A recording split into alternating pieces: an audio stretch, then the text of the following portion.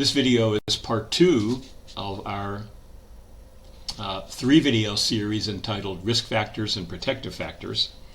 And again, this is the clinical approach. This is what you do when you have someone sitting in front of you who is apparently talking or thinking about suicide. We have to do a risk assessment.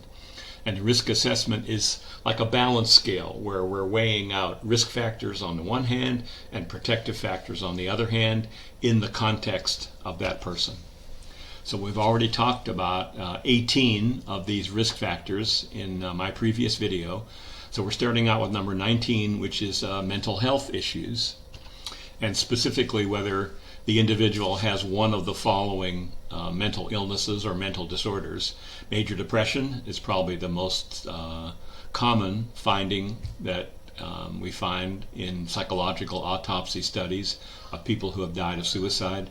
Bipolar disorder is also high on the list, unfortunately, of people who are vulnerable to suicide. And with bipolar disorder, it's important to keep in mind, I think you all know that people with bipolar disorder have manic episodes and they have depressive episodes. And they have times of euthymia, neutral, when they're in the middle, when they're normal. But there's also another episode called a mixed episode. And in the previous DSMs, it's kind of varied between, they call it a manic episode mixed, or just a mixed episode irrelevant, separate from the mania or the depression. But the main point is a mixed episode is probably the most dangerous state that a person with bipolar disorder can be in. Bipolar people don't kill themselves when they're manic. They feel good, they're euphoric, they may be irritable, but they're on top of the world, they're the best person going. But on the other hand, they may very well try to kill themselves when they're in a depressive episode. That's pretty obvious. But what's also important to keep in mind is when a person is in a mixed episode, they also are at high risk for suicide, because then they have the driving energy of mania, but the depressed, agitated, and self-critical mood of depression. So you can see why that would be a bad combination. Schizophrenia or any psychotic disorder is another risk factor. Alcohol or drug dependence. PTSD, and with PTSD, and by the way, there's still 20 veterans a day dying of suicide as of 2019. Moral injury for combat veterans, a disruption in an individual's and expectations about one's own or others' motivation or capacity to behave in a just and ethical manner, which can be due to perpetrating or failing to prevent or witnessing or learning about acts that betray our moral senses, atrocities, So this is a moral injury. Eating disorders, especially anorexia, borderline personality disorder, conduct disorder, which is the child version of adult antisocial personality disorder, anxiety disorders. It's a little ambiguous about whether generalized anxiety disorder makes someone more vulnerable to suicide, but panic disorder appears to be the one that's prominent here. ADHD, TBI or traumatic brain injury, and finally body dysmorphic disorder, where people have strongly held ideas or even delusions that some aspect of their physical body is malformed or ugly in some way. And they don't come to see mental health professionals. Usually they go to see plastic surgeons, but nonetheless. Okay, so I want to come back to this because the questions for people who deny suicide ideation, because if you recall, the idea was if someone said they had no suicide ideation when you asked them if they thought about suicide in the last few days or the last few weeks, and I mentioned, and if they don't have a mental illness that makes them vulnerable to suicide. So that means they don't have one of these disorders that we just talked about: major depression, bipolar, schizophrenia, alcohol, drugs, etc. If they don't have any of these, then you can forego any further questions. But if they do have one of these, but they deny suicide, then again, I'm reminding you that you need to keep going and ask questions such as this. Have you ever wished to be dead? Have you ever thought of suicide? When you felt the worst in your life, did you think about suicide then? You can see the slide, and we've talked about this before. The point is, if someone has one of these mental disorders that we've just gone over in the past 2 or 3 minutes, then even if they say they're not thinking about suicide in the last few hours or the last few days, then we still need to go a little bit further and ask 3 or 4 or more of these questions. Okay, which leads us to the idea then, what about people that don't have mental disorders? And that leads us to this poem written by Edwin Arlington Robinson in 1921. And I'm going to leave it here on the screen briefly for you to read it over to yourself.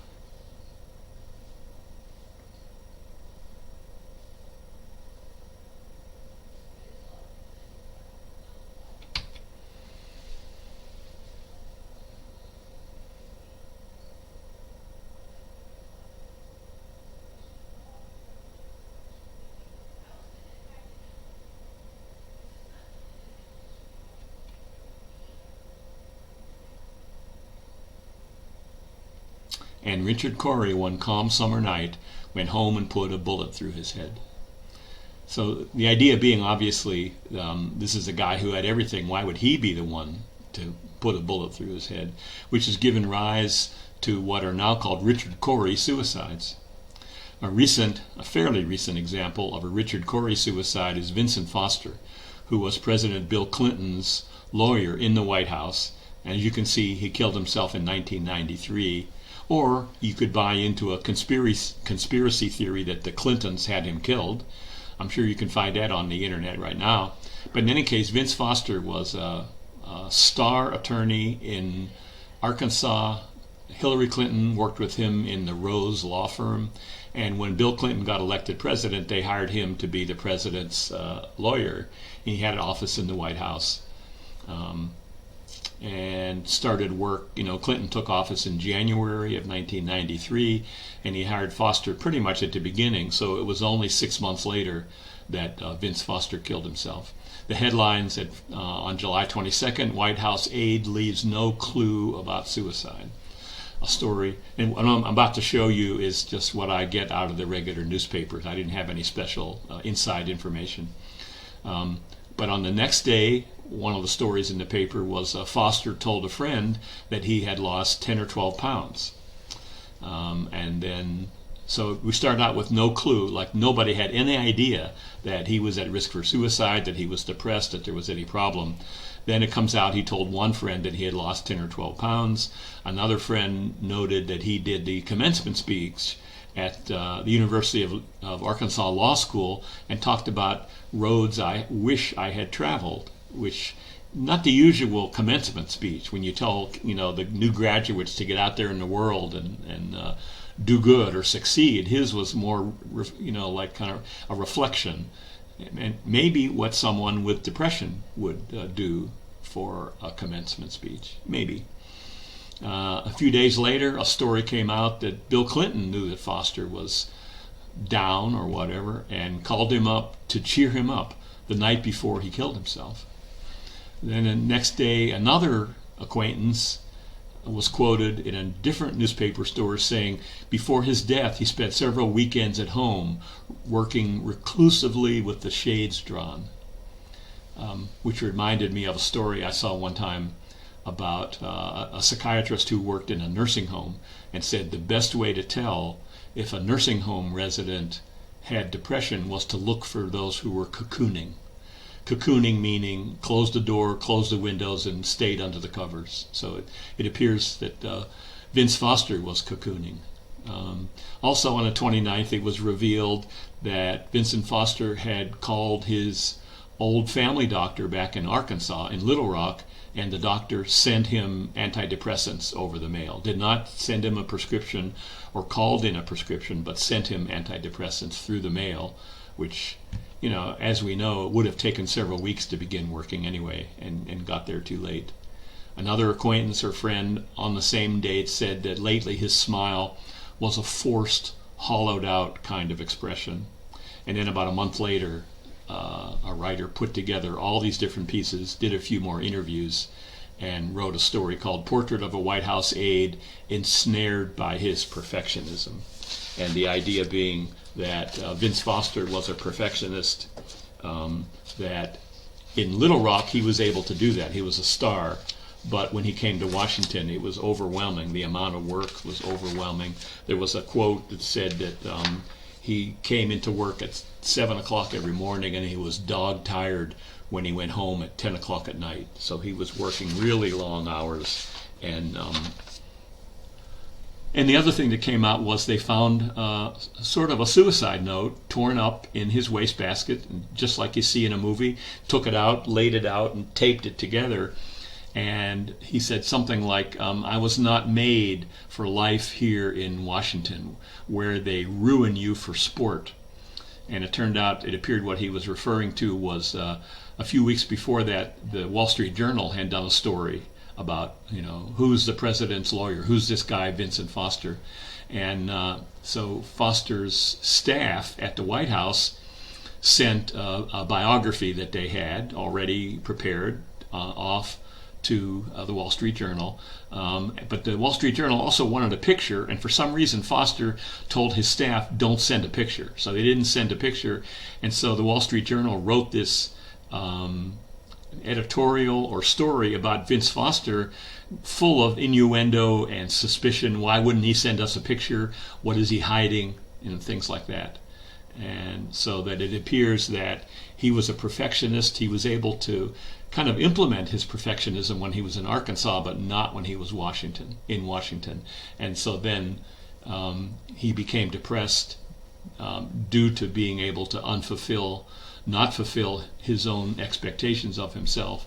And then that in turn led to his suicide. And he shot himself with an antique pistol at a park. It was either right in D.C. or right across the border in Virginia. But as I said, there are still conspiracy theories about him. The main thing I want to point out is that Vincent Foster's suicide appeared to be a Richard Corey suicide. Vincent Foster was the best. If you needed a lawyer, this is the guy you wanted. He was a star. He was the last person you would ever think would die of suicide. And yet he did, and nobody knew. No one person, including his wife, knew all these things that were bothering him and all these symptoms that he had. So if you put together all these different newspaper stories, it was clear he had major depression, but nobody had the full story. Every acquaintance or friend had one or two pieces of the picture, and unfortunately it was never put together into one overall picture until after he died, that he had practically a textbook case of major depression. So that's the idea about Richard Corey suicides, that a lot of suicides may appear to be Richard Corey suicides, but once you learn more about them, they become more understandable. So, other risk factors. A family history of any of the disorders we just talked about, including what is possibly thought to be a genetic propensity to impulsive, aggressive behavior, which cuts across all different diagnoses, or even in people who don't have a mental disorder. Another bad combination is depression with alcohol or drug dependence. Another bad combination is any of the major mental disorders plus either borderline or antisocial personality disorder. And then we reach the trigger state that I talked about before. Remember, the overall conception is a mental illness plus precipitating stressful event and a trigger state. Again, the definition, an intense affective state in addition to depression, that is agitation, anxiety, anger or rage, abandonment, desperation, panic, feeling trapped. And the people who write about this suggest a question: do you feel trapped with no good options left? As a way to get to the trigger state. Another risk factor is current anhedonia, the loss of pleasure in things that are normally pleasurable, and loss of interest in things that are normally interesting. This is, of course, a symptom of major depression, but it's also a separate risk factor for suicide. Hopelessness, both current hopelessness and worse ever hopelessness. definitely risk factors for suicide. Psychosis, especially as we read in the book by Shea, when a psychosis is characterized by command hallucinations, delusions of alien control, or religious preoccupation. That's in his view, and I think he's right.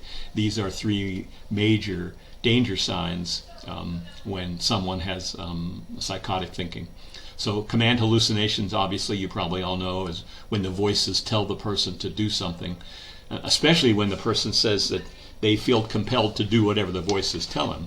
And even if the commands are pretty benign, the content of the commands could always change. So it's the client's feeling that they must carry out the commands that's really risky here.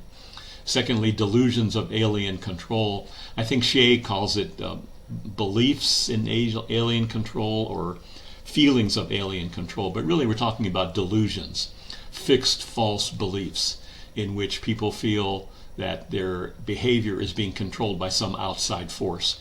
It doesn't mean aliens like space aliens, because anything alien outside of themselves.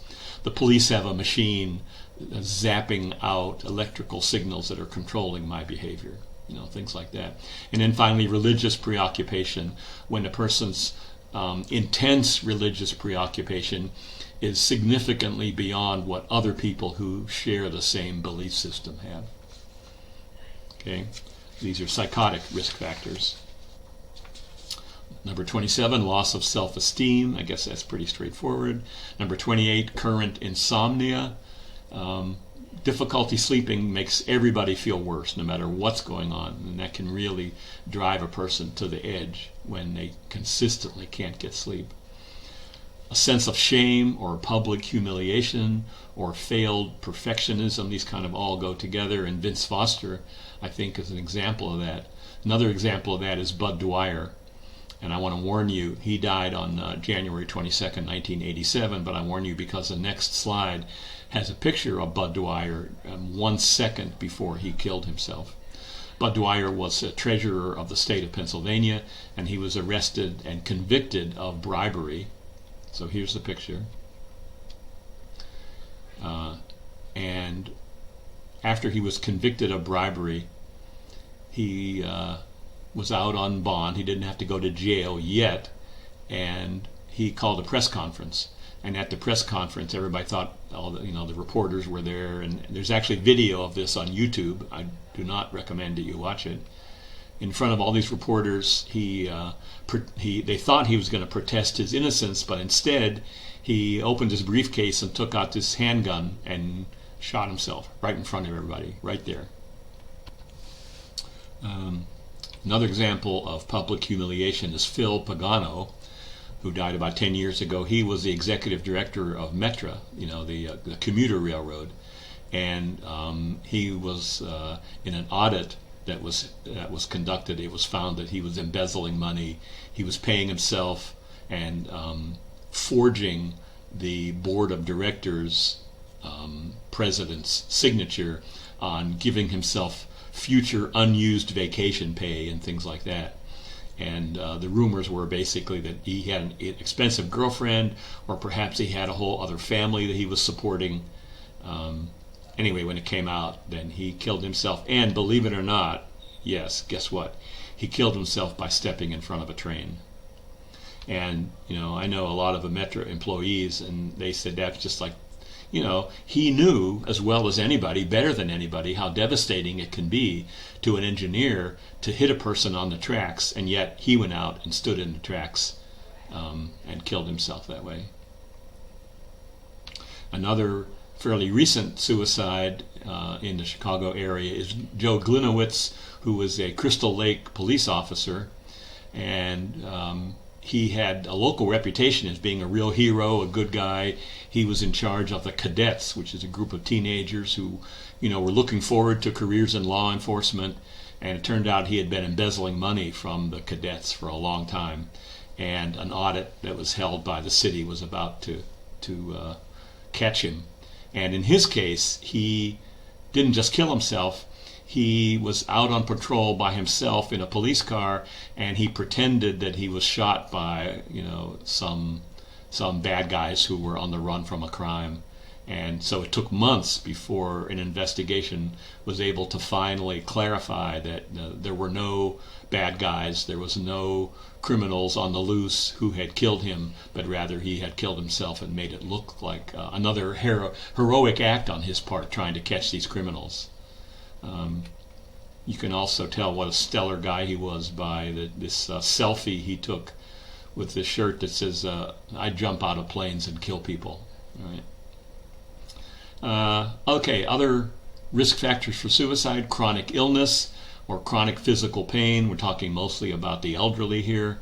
Number 31, or somebody who sees themselves as physically defective. That would apply more to teenagers, young adults. 32, a positive attitude toward death or suicide, as opposed to being afraid. A positive attitude. Or in fact, a way to ask that question is, does the thought of death scare you or comfort you? And obviously the person that says the thought of death comforts them is more of a risk. A risk factor is the belief in an afterlife without the religious prohibition that goes with it. So Christians and Muslims have the idea of an afterlife, but also a clear teaching that only God can decide when you're going to die. It's not up to you, and to kill yourself is the equivalent of murder.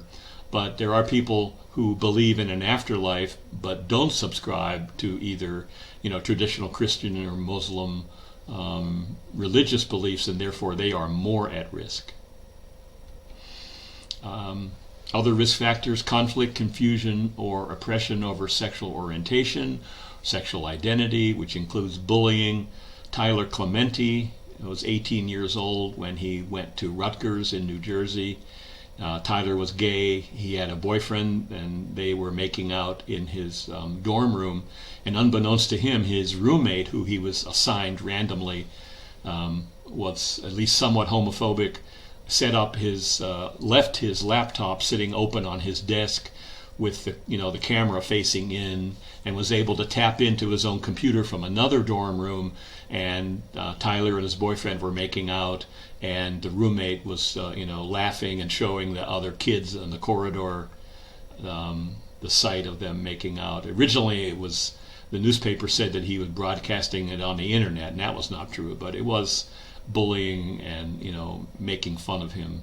And Tyler then, within a day or two, when he found out about that, went to the George Washington Bridge that we talked about earlier, before they put up the barrier. Remember that kind of ugly barrier I showed you in a slide? Before they put up that barrier, killed himself by jumping off this bridge. Another example, unfortunately, is Jamie Rodemeyer, who died in 2011. This was back when a lot of people were making videos on YouTube and perhaps other places for gays and lesbians in high school, and the idea was it gets better. Remember that? It gets better. Like, if you can get through high school and get past high school, which is unfortunately bad for a lot of people, and especially bad for gays and lesbians, it gets better after that. But unfortunately, Jamie, who made one of those videos, still wound up killing himself while he was in high school. Another example is Leila Alcorn, who died in 2014, a trans girl whose parents were totally against her transitioning. And after she died, she had left a suicide note that she had a timer to put up on social media that says, my death needs to mean something. She came out to her parents as trans at the age of 14. Her parents took her to conversion therapy. Her parents blocked social media. She wrote later that she felt isolated and depressed, and eventually, finally, unfortunately, killed herself. Some other quotes from Leila. I realized that my parents would never come around, and that I would have to wait until I was 18 to start any sort of transitioning treatment, which absolutely broke my heart. And she died by jumping in front of a truck near her parents' home in Cincinnati. Still, her parents, after her death, posted a Facebook note referring to her as Joshua and using male pronouns. So, obviously she was right. Her parents would never come around. Other other risk factors: thwarted belongingness, a feeling of needing and wanting to belong but not being able to belong, which obviously is the opposite of a sense of belonging. And I think I mentioned earlier, any sort of social support, any risk factor that relates to a sense of belonging, a sense of social support, a sense of connection to other people is a protective factor. Anything that leads people to feel separate and not welcome and alienated from whatever group they would like to belong to is a risk factor. Sense of belonging. So we have thwarted belongingness and the opposite, a sense of belonging. And there's been actually some empirical studies of this. These might seem a little, flippant, but there's an inverse correlation between how well the Ohio State Buckeyes football team and the Florida Gators football team does with the suicide rate in their hometowns. So meaning when the football teams do well, the suicide rate goes down. And the thinking being that there are, and also remember that in the United States, 4 out of 5 suicides are male, that there is a significant number of men who feel better and feel a sense of connection and belonging when their football team is doing well as compared to when their football team is not doing well. It's a sense of connection which leads to lower risk of suicide. There were fewer suicides on February 22nd, 1980, which was the Miracle on Ice. That's when the underdog U.S. hockey team beat the heavily favored Russian hockey team.